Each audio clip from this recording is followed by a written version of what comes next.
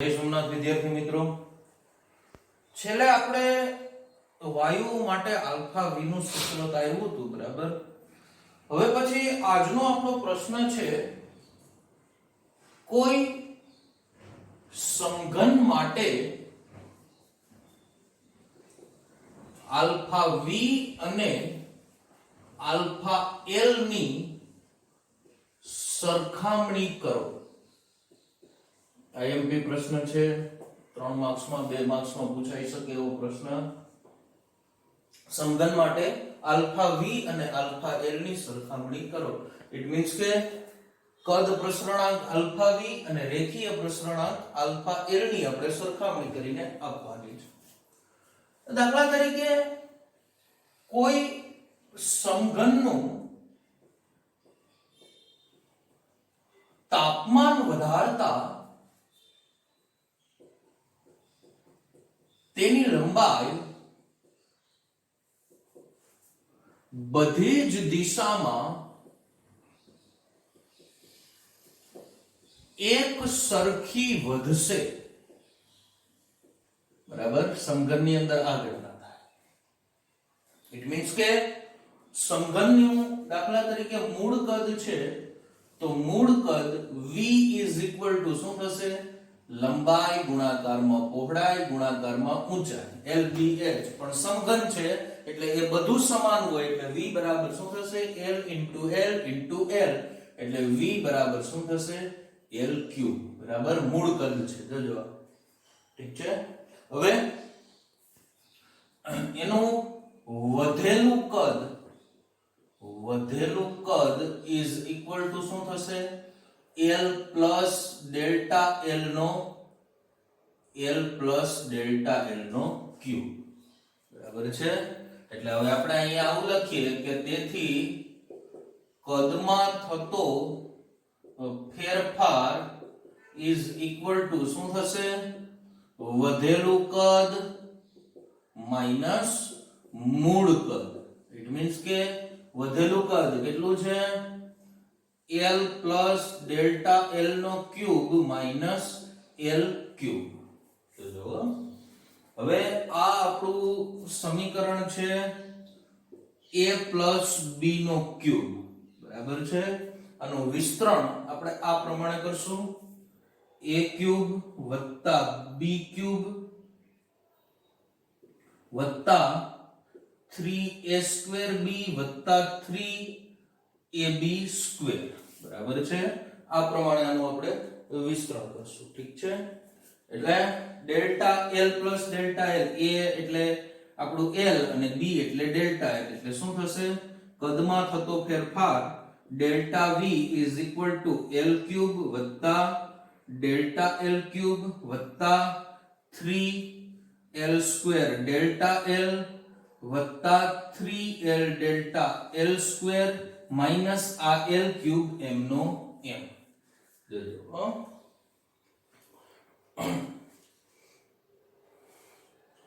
હવે આની અંદર છે ને 3l સ્ક્વેર ડેલ્ટા l ની સાપેક્ષે આપણે બે પદ અવગણવાના છે. એ પદ છે ડેલ્ટા l ક્યુબ અને 3l ડેલ્ટા l ને અવગણતા. જોજો કેને અવગણવાના છે? આની સાપેક્ષે, એટલે આને અવગણવાનું નથી. l ડેલ્ટા l ક્યુબ અને 3l delta l square, delta l cube અને 3l ડેલ્ટા l સ્ક્વેર ને અવગણતા, બરાબર.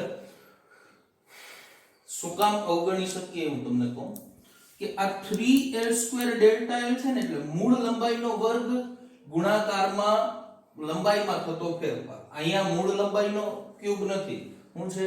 લંબાઈના ફેરફારનો ક્યુબ. અને અહીંયા પણ આ બંને પદ છે આની સાપેક્ષે ઘણા નાના થશે. કિંમત મૂકશો ને તો તમને ખબર પડશે. એટલે આ બંને પદ નાના થાય એટલે એને અવગણી નાખીએ. કેને? ડેલ્ટા l ક્યુબ અને 3l ડેલ્ટા l સ્ક્વેર. હવે અહીંથી પાછું l ક્યુબ તો કેન્સલ, પ્લસ માઈનસ છે એટલે વધ્યું શું? Delta v is equal to આને અવગણી દીધું, બરાબર. તો વધ્યું હું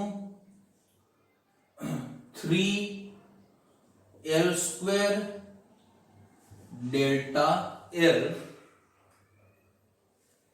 3L square delta L જો ડેલ્ટા V ની કિંમત મળી આપણે કેટલી મળી 3L square delta L આ એક જ પદ વધશે આપણી પાસે 3L square delta L આ બે પદને આપણે અવગણી નાખ્યા અને આ બે પદ એને L cube ઉડી ગયા એટલે આ આપણે કિંમત મળી ડેલ્ટા V ની બરાબર તો હું આમ લખું કે delta V upon V is equal to શું થાય તો કે 3L square delta L એના છેદમાં V એટલે મૂળ કદ q થાય L cube બરાબર એટલે અહીંથી પાછું સ્ક્વેર અહીંથી 2 ગયા એટલે શું મળ્યું delta V upon V is equal to શું મળશે 3 ડેલ્ટા L ના છેદમાં L બરાબર અહીંયા એક L વધશે અહીંયા ઉપર નહીં વધે હવે આપણે આવું ભણ્યા delta L upon L is equal to શું લખી શકાય આલ્ફા L ડેલ્ટા T એટલે શું થશે ડેલ્ટા V ના છેદમાં V is equal to 3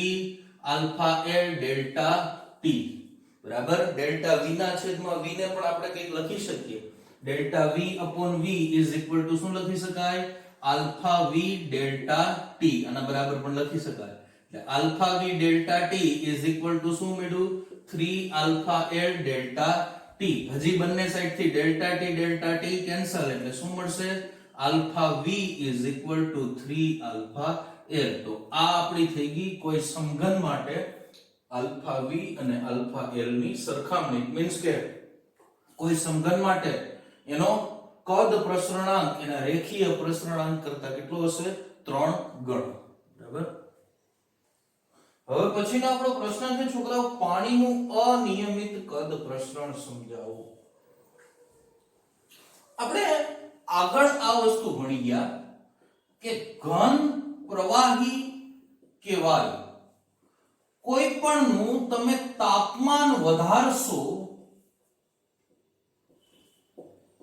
તો એનું કદ છે એ વધશે અને તાપમાન ઘટાડતા એનું કદ છે એ ઘટશે બધાયમાં લાગુ પડે કેને લાગુ પડે ઘન પ્રવાહી કે વાયુ ત્રણેયને લાગુ પડે જોજો તાપમાન વધારતા કદ વધે તાપમાન ઘટાડતા કદ ઘટે ઇટ મીન્સ કે આપણો પ્રશ્ન શું છે પાણીનું અનિયમિત કદ પ્રસરણ એટલે પહેલા તો પાણી છે એ પાણી આવશે કેમાં તો કે પ્રવાહીમાં તો એનું અનિયમિત કદ પ્રસરણ શું કામ પાણીનું અનિયમિત કદ પ્રસરણ શું કામ તો પાણીનું તાપમાન તમે 4 અંશ સેલ્સિયસ થી 0 અંશ સેલ્સિયસ સુધી લઈ જાઓ એટલે કાયદેસર તાપમાન ઘટ્યું 4 થી 0 તરફ જાવ તાપમાન શું થશે ઘટશે તો તાપમાન ઘટતા એનું કદ ઘટવું જોઈએ એના બદલે પાણીનું કદ છે એ વધે છે પાણીનું કદ શું થાય વધે એટલા માટે પાણીનું શું કહેવાય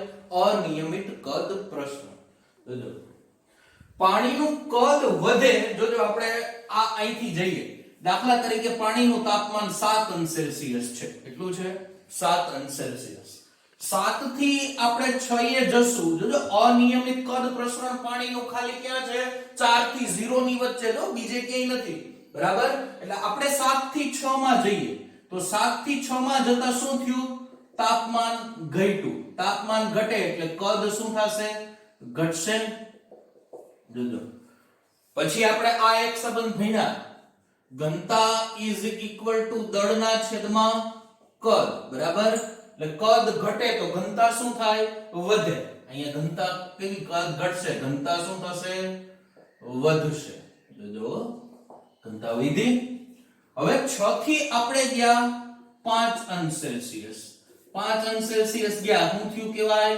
તાપમાન ઘટે તાપમાન ઘટશે એટલે કદ શું થશે ઘટશે કદ ઘટશે એટલે ઘનતા શું થશે વધશે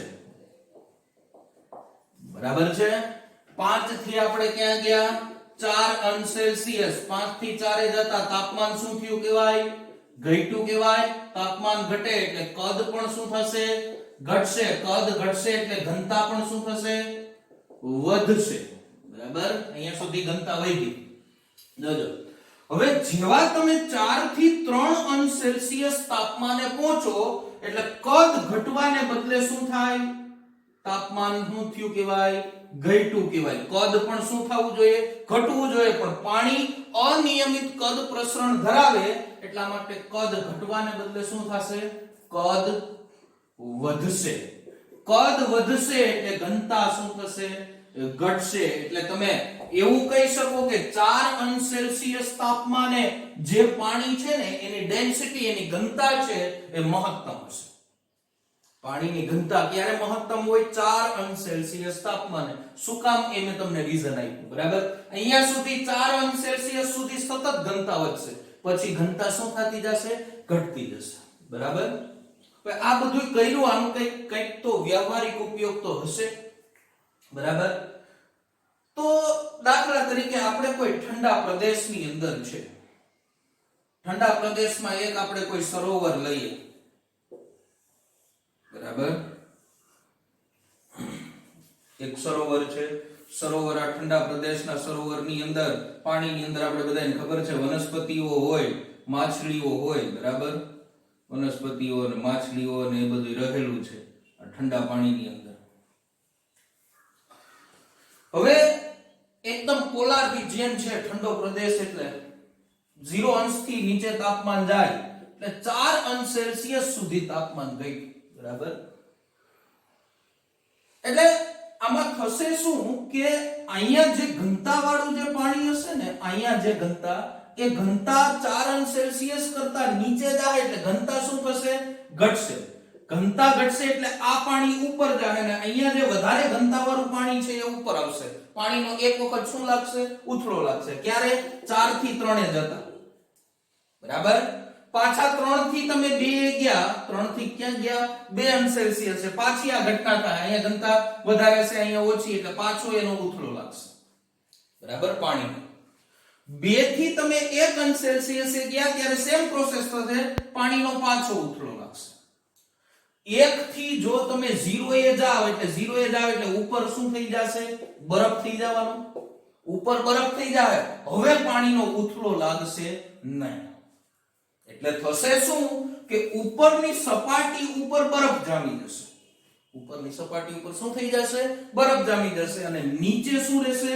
પાણીનું પાણી જ રહેશે. એટલા માટે જ આ જળચર પ્રાણીઓ, જળચર વનસ્પતિઓ એ ઠંડા પ્રદેશોની અંદર જીવિત રહી શકે. એનું કારણ શું છે? પાણીનું અનિયમિત કદ પ્રસરણ. બરાબર છે? હવે પછીનો આપણો પ્રશ્ન છે છોકરાઓ, ઉષ્માધારિતા એટલે શું? સમજાવો. ઇંગ્લિશમાં એને કહેવાય હીટ કેપેસિટી. બરાબર? કોઈ પણ પદાર્થની ઉષ્મા વહન કરવાની ક્ષમતા કેટલી છે એના વિશે આપણે થોડું સમજાવવાનું છે. પેલા આપણે 1 લિટર પાણી લઈએ. જો 1 લિટર પાણીનું તાપમાન તમે લઈ જાઓ 20 અંશ સેલ્સિયસે અને સમય નોંધો. લાગતો સમય શું કરવાનો? નોંધવાનો. 1 લિટર પાણી લીધું. હવે 1 લિટર પાણીનું તાપમાન તમે લઈ જાઓ 40 અંશ સેલ્સિયસ તાપમાને, સમય નોંધો. શું થાય? અહીંયા લાગતો સમય આના કરતા કેવો થઈ જશે? બમણો થઈ જાય. બરાબર? એટલે આના ઉપરથી એટલી ખબર પડવી જોઈએ કે ઉષ્માધારિતા છે એ જથ્થા પર આધારિત છે. તમે જથ્થો કેટલો લીધો, તમારી પાસે માસ કેટલું છે, એના ઉપર ઉષ્માધારિતા આધારિત છે. ઠીક છે?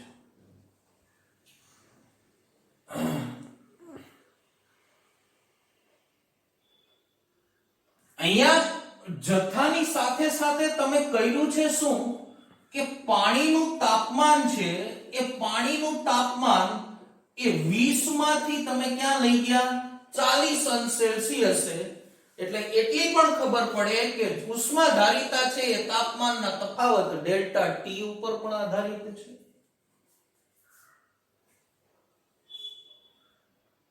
બીજી વાત કે તમે અહીંયા 1 લિટર પાણીની જગ્યાએ 1 લિટર આપણું સાદું તેલ લ્યો અને એ તેલનું તાપમાન તમે 20 અંશ સેલ્સિયસ માટેનો સમય નોંધો તો તમને ખબર પડશે કે આ સમય છે એ પાણી કરતા ઘણો ઓછો છે.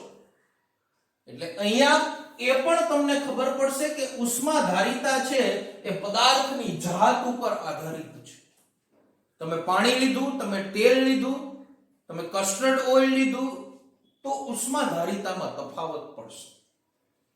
એટલે ઉષ્માધારિતા છે એ કેના ઉપર આધારિત છે?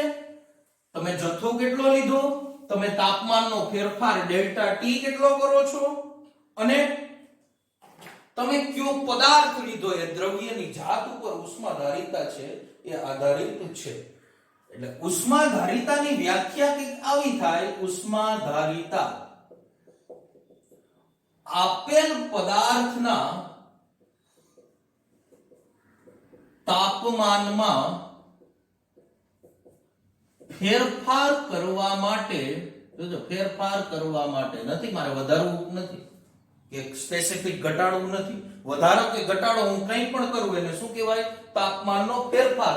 એટલે આપેલ પદાર્થના તાપમાનમાં ફેરફાર કરવા માટે જરૂર પડતી શોષાતી કે ઉત્સર્જાતી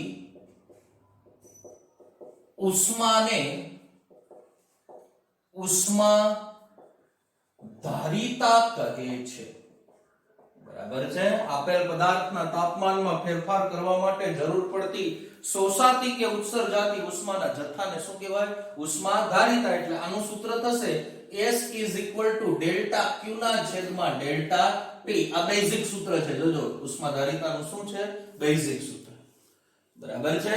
હવે હું અહીંયા આવું લખું કે વિશિષ્ટ ઉષ્માધારિતા. જો વિશિષ્ટ ઉષ્માધારિતા આવે ને ત્યારે એને સ્પેસિફિક આપવું પડે. શું આપવું પડે એ હું તમને કહું. જો આપેલ પદાર્થના આપેલ 1 કેજી પદાર્થના તાપમાનમાં 1 એકમ જેટલો ફેરફાર કરવા માટે જરૂર પડતી શોષાતી કે ઉત્સર્જાતી ઉષ્માના જથ્થાને આપેલ પદાર્થની વિશિષ્ટ ઉષ્માધારિતા કહેવાય. એટલે આમાં બીજું કંઈ વધારાનું નથી, પણ આવું લઈ લેવાનું છે. S/m delta Q delta T ગુણાકારમાં 1/m. એકમ માસ. માસ તમારે નક્કી કરી લેવાનું છે, દળ નક્કી કરી લેવાનું છે. બરાબર? વિશિષ્ટ ઉષ્માધારિતાનો એકમ થાય joule into kilogram inverse into kelvin inverse.